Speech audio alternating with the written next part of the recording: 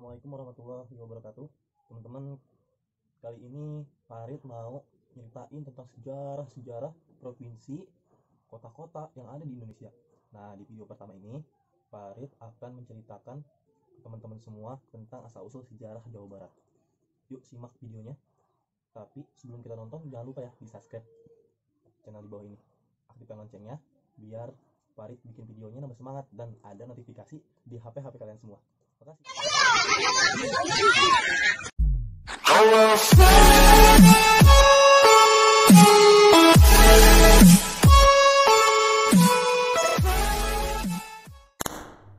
Assalamualaikum warahmatullahi wabarakatuh.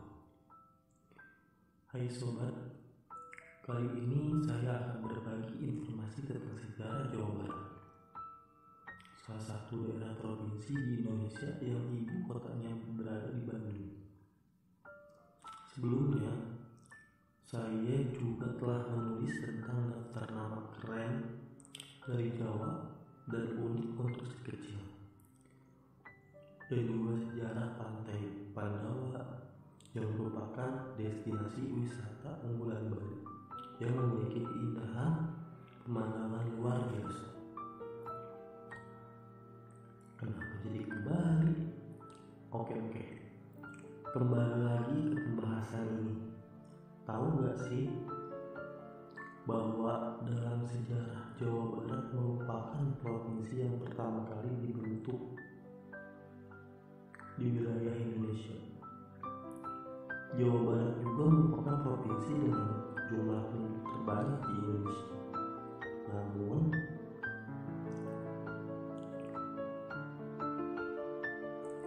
Jawa Barat provinsi dengan menyumbang pendapatan terbesar kedua setelah Jakarta.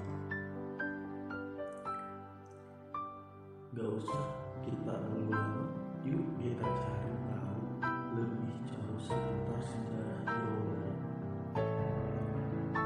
Dalam sejarah Jawa Barat, sejak abad ke-5, wilayah ini merupakan bagian dari Kerajaan Tarumanagara.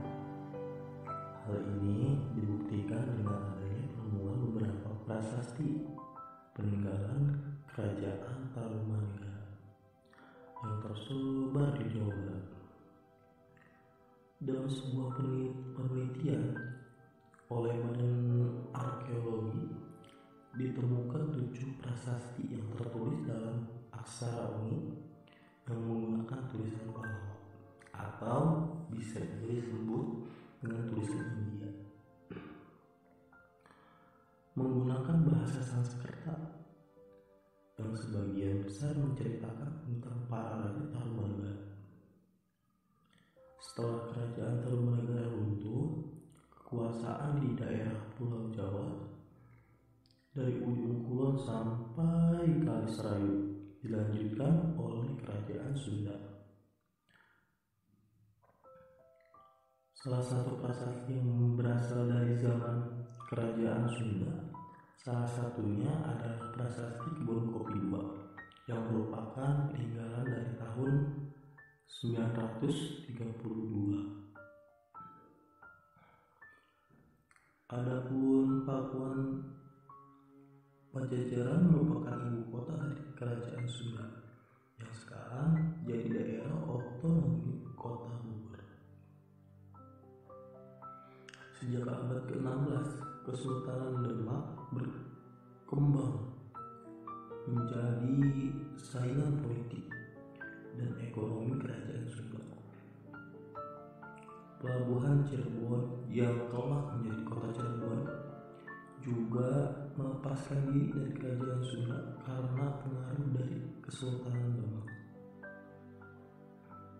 Sejak saat itu, kerajaan ini tumbuh menjadi Kesultanan Cirebon yang mampu membangun daerah kekuasaannya sendiri.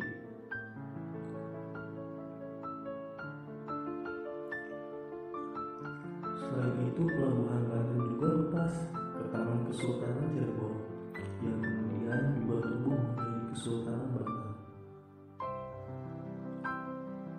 Poin kedua, kerjasama Kerajaan Sunda Portugis untuk menghadapi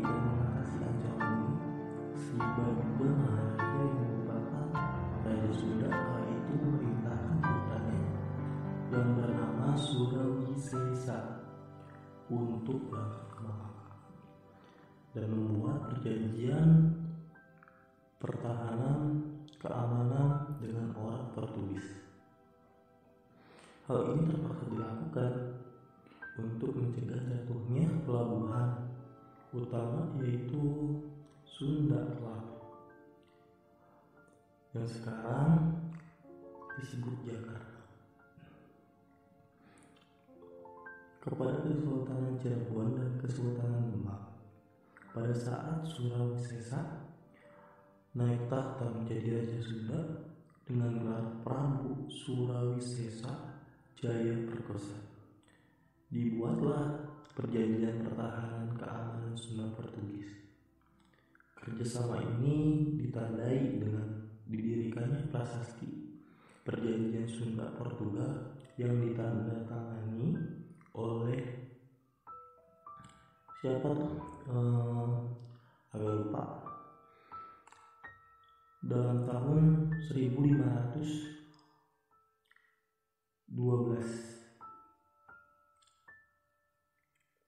Sebagai timbal baliknya, Portugis diberi akses untuk mendirikan benteng dan gudang di Sunda Kelapa, serta akses untuk melakukan kegiatan perdagangan di sana. Untuk mewujudkan perjanjian pertahanan dan keamanan bersama Portugis, maka pada tahun 1522 dibangun sebuah monumen batu yang disebut Padrolo di tepi Ciliwung.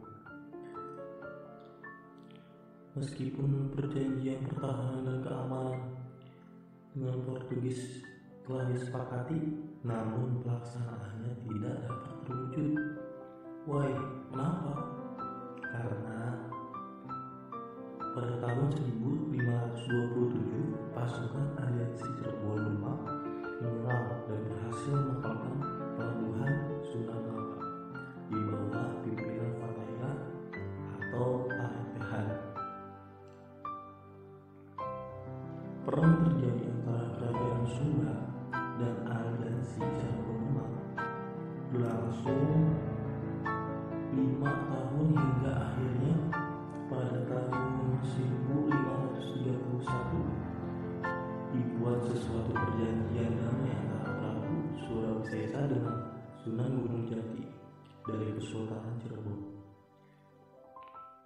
Sejak tahun 1567 hingga 1579, kerajaan Sunda di bawah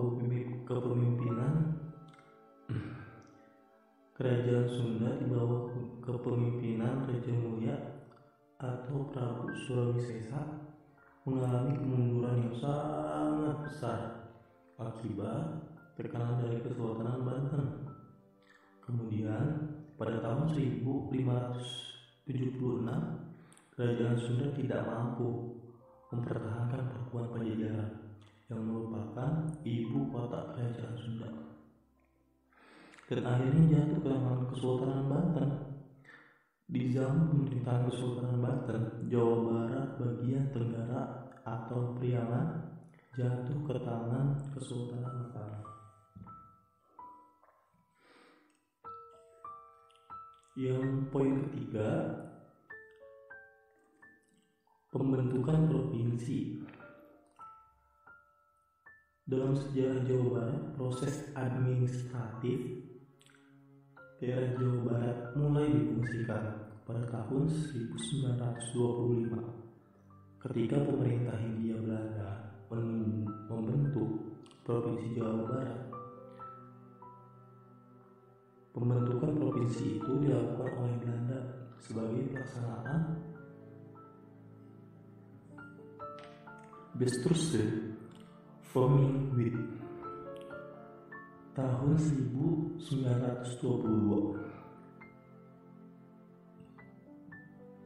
yang membagi daerah jajahan Hindia Belanda menjadi kesatuan daerah provinsi.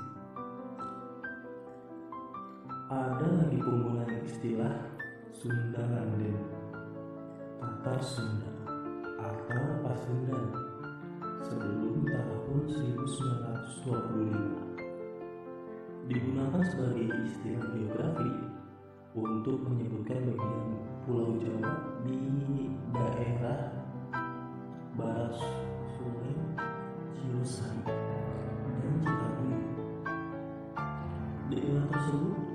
sebagian besar dihuni oleh penduduk yang menggunakan bahasa Sunda sebagai bahasa ibu.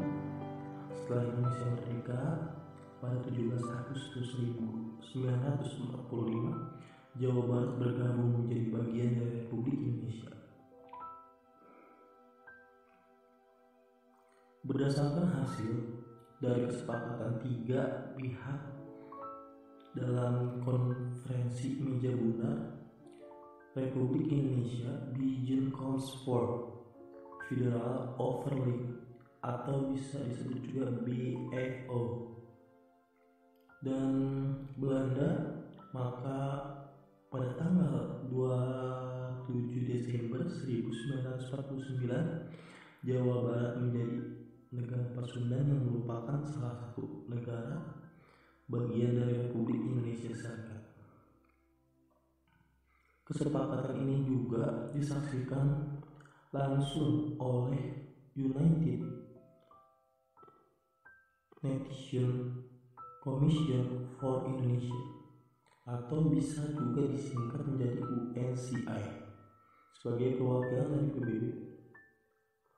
Baru pada tahun 1950 Jawa Barat kembali bergabung dengan Republik Indonesia sebagai negara provinsi. Poin keempat yaitu kita mulai bicara penduduk Jawa Barat. Hampir sebagian besar penduduk Jawa Barat adalah suku Sunda yang bertutur menggunakan bahasa Sunda, dan sedang di Kabupaten Cirebon dan Kota Cirebon dituturkan bahasa Cirebon yang mirip dengan bahasa Banyumasan dengan dialek Brebes. Di Kabupaten Indramayu, bahasa Cirebon menggunakan dialek Indramayu dan dikenal dengan Dirmayu. Begitu juga dengan beberapa kecamatan yang berada di pantai utara Kabupaten Subang dan Kabupaten Karawang seperti Cimalakmaya, Cilamaya Kulon, dan Pedes juga menggunakan bahasa Cirebon yang hampir sama dengan bahasa Cirebon, dialek dan lain. Sebagai daerah lain yang juga berbatasan dengan DKI Jakarta seperti sebagian Kota Bekasi, Kecamatan Tarumajaya, dan Babelan, Kabupaten Bekasi, dan Kota Depok bagian utaranya menggunakan bahasa Melayu dialek Betawi. Di daerah Jawa Barat terdapat karakter yang mirip dengan dua identitas masyarakat perkotaan yang sebagian besar mendiami wilayah Jabodetabek serta Bandung Raya, dan masyarakat tradisional yang hidup di pedesaan yang tersisa. Populasi rakyat Jawa Barat pada tahun 2002 mencapai 37.548.000 jiwa dengan rata-rata kepadatan penduduk 1.033 jika per kilometer persegi. Jika dibandingkan dengan angka pertumbuhan nasional 2,14% per tahun, Jawa Barat menduduki peringkat terendah, yakni 2,2% per tahun. Perekonomian Jawa Barat selama lebih dari 3 dekade terakhir, Jawa Barat telah mengalami perkembangan ekonomi yang sangat pesat. Saat ini, kemajuan ekonomi modern ditandai dengan peningkatan pada sektor manufaktur dan jasa. Selain dalam memperkembangkan sosial dan infrastruktur, sektor manufaktur terhitung terbesar dalam memberikan kontribusinya melalui investasi. Jawa Barat menjadi pusat di hampir 3/4 industri manufaktur minyak di seluruh Indonesia. Pada tahun 2003, PDRB Jawa Barat mencapai 231.764 miliar atau dibandingkan dengan 27,26 US dollar, menyumbang 14-15% dari total PDB nasional. Angka ini terbilang tinggi untuk sebuah provinsi. Bagaimana jika kita? Karena jumlah penduduk Jawa Barat yang besar, PDB per kapitanya adalah 5.476.34 kali, atau bisa disebut 644,24 US dollar, yang termasuk minyak dan gas. Ini menggambarkan 82,4% dari 86,1% dari rata-rata nasional. Pertumbuhan ekonomi Jawa Barat tahun 2003 mencapai 4-21%, termasuk minyak dan gas 4,91%. Ini lebih baik dari Indonesia secara keseluruhan. Sobat, cerita tentang sejarah Jawa Barat kita tutup sampai di sini dulu ya. Jangan lupa ditunggu part 2-nya, karena kalau saya ceritakan semua tidak mungkin muat untuk satu video yang durasinya lumayan besar. Nanti malah kalian kesal dengan durasinya. Sampai ketemu di part 2 ya. Assalamualaikum. Running in circles, never leave me alone. Say I don't answer the messages, I pick up my phone. Say